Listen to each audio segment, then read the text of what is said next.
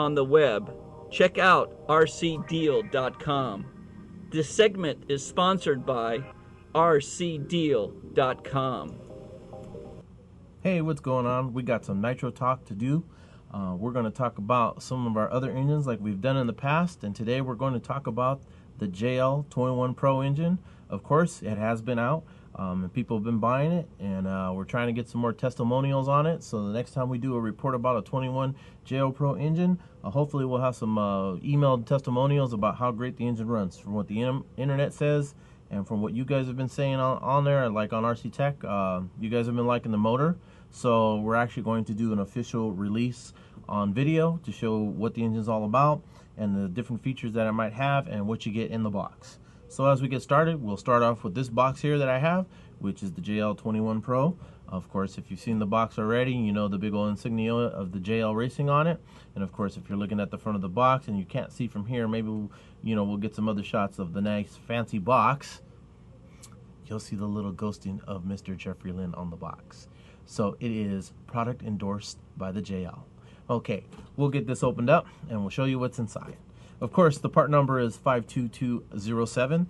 The face value on the box is $299.95, but of course the street price we've been seeing is about $180 to $190, which is still a killer price, under $200 engine at high speed, and is no joke type of motor. So as we open up the box, of course you're going to get the JL instruction manual, and you're going to have the break-in settings, of course the illustration itself, and on the back side type of plugs you need to use. Of course this does not come with a plug, so you're going to need some turbo plugs, an engine breakdown and parts list, of course, on there, and that way it's a little bit more detailed for you to order parts if you need to order them from Nitro House or A-Main Hobbies, so places like that, and carburetor configuration also, so you know what needles are what and what to touch and what to turn.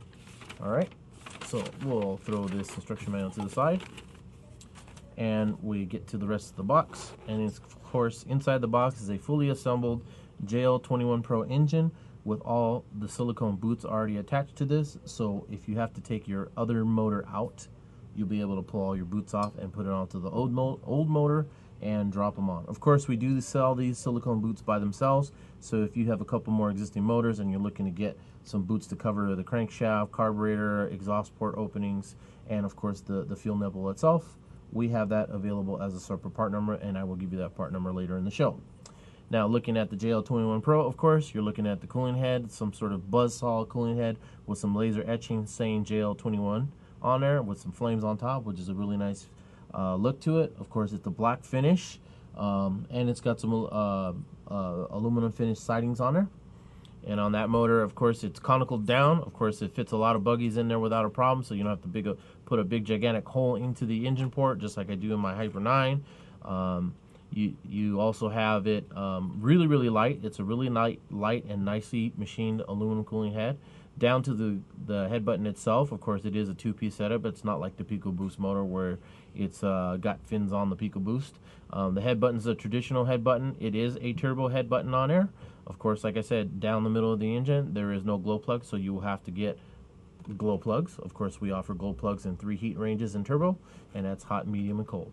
Looking at the block itself, it is a hard anodized engine block. It's very resistant to dirt. You can spray this sucker with WD-40 and engine cleaner and so on, and it comes off really well. Doesn't collect very much. Of course, the back plate itself too is the same thing. It's anodized in a hard-coated finish, and the screws are tempered steel on there, of course, and that's including the cooling head itself, the screws inside. If you're looking at the carburetor, we're going to open up the carburetor here, and we look down the carburetor. Of course, it is your traditional composite carburetor with a steel carburetor drum, which is really freed up. It doesn't get a lot of dirt in there. Of course, your traditional rubber boot that goes onto the carburetor end, and of course you have a low speed needle at the end of the carburetor at the linkage, and your high speed needle, which is traditional, also the same setting as most nitro engines on the market. Of course, being the composite head, it does have a little bit of aluminum on it, and that's at the end of here at the I want to say at the mid-range settings. Of course, there is no mid-range needle on this bad boy. It's already preset and already inducted into the carburetor, so you don't have to worry about that. and then you have your idle screw, which is in a really good spot. I like this because most buggies in line right now, they have the idle at the bottom side. We have it on the back side. It's easier to get to, so it's a lot easier to tune the idle right away when you're out there doing your pit and your driver turns around and tells you he needs the idle up. Bearings on this bad boy are actually pretty good.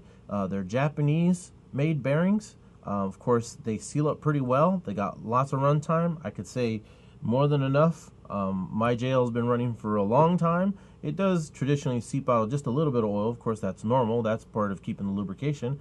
But other than that, bearing's still holding together very well. And the rear bearing, of course, that is the most important one in there.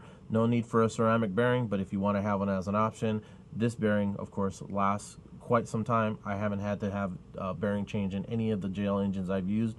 So that's one thing I like about this motor a lot. The ears for the mounting of the engine, of course, are really, really heavy. Super thick also, because of those big jumps, when you flat case the jump or something like that, and you're using all the chassis to save your suspension or keep going on the track, these ears hold up really well. So you won't have any break off like some of those other engines that we've heard about in the past. Cooling fins also at the bottom. Of course, that's gotten to the detail. Of course, some motors in certain cars don't fit in. Of course, like the Hyper 9, because we have to tilt the motor. You might have to grind some of this down. Of course, that's going to be normal. But there's lots of deep grooving for cooling on here and dissipate the heat on the engine. Myself, I've gotten this engine to run really, really hot, and I've taken it to the 240 to 250 range and still run at optimum power, but then you can run it at 210 and still get some killer performance. Of course, if you lean out the motor, you're getting more runtime on it. Of course, a lot of people have talked about this, saying that it's almost replicated to the RB engine. We say by itself it stands alone. Of course, the bearings itself prove it, the piston and sleeve prove it, the crankshaft prove it. The crankshaft is coated, so is the backplate itself. And looking at my engine yesterday, I looked at it yesterday before I go out tonight and run at Revelation. Still looks brand new on the inside. Doesn't look tore up, doesn't look worn out, no rusting, no pitting, no fuel residues or anything like that, because the coating seems to be really, really great on this product.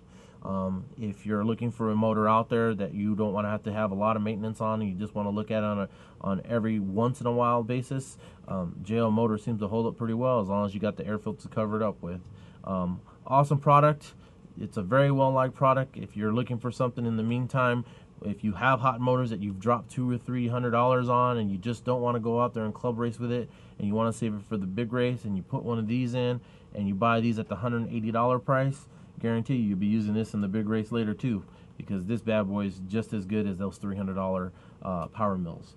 So with these setups in here, of course, there's an exhaust gasket on the back here too. It already comes with that, and like I said, it's already built up for you. I like to do a little bit of breakdown myself to do a further inspection, just in case there's some flashing in some of the motors. Of course, this is your high-speed motor. Of course, you don't want any kind of metal tearing up any of that stuff in there. So just make sure you just do some good inspections before you do installs on that. It's always good to have a peace of mind knowing that you're going to go out there and hit the track, and hopefully you won't have any mishaps. And like I said, there's a couple things that you want to have with this motor. Of course, when you got a brand new motor out there and you want to make sure that your engine is running in tip-top condition, one thing you want to have are glow plugs.